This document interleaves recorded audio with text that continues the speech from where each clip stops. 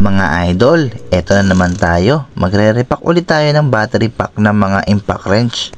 Alam nyo ba yung customer natin na to, nakuha natin sa Facebook. Napanood niya daw kasi yung vlog natin sa pagre-repack ng battery nung nakaraan. So ayun nga, chinek ko yung 5 pirasong battery, 17 point something lang. Tapos 36 volts ang nakalagay pero hindi naman totoo, di ba? Ang full charge na 19 volts lang. So ayun na nga yung 10 pirasong battery. Yung mga blankong 5 na yan, lalagyan din natin ng series connection na 5 piraso. So unang ang ginawa natin, tinanggal natin yung pagkaka-thick weld ng mga connections ng battery. Tapos para hindi malito, wag tanggalin lahat ng battery na mga dating nakalagay.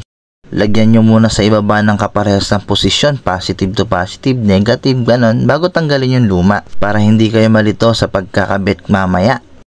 So ayun na nga, bago natin hinangan, kinaskasan muna natin ng kutsilyo yung bawat isang battery para naman madali siyang kapitan ng tingga or ng lead.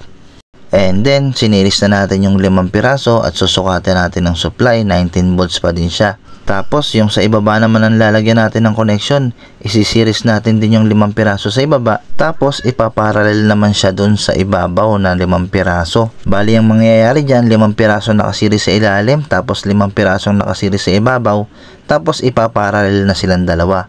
Positive to positive, negative to negative. Sa pangyayaring ganyan, madodoble yung ampere niya at magiging matagal siyang malobat. So ayun nga, pag check natin, ganun pa din yung supply niya, 19 point something pa din. Pag parallel connection kasi, yung amperahe lang yung tumataas, hindi yung voltahe.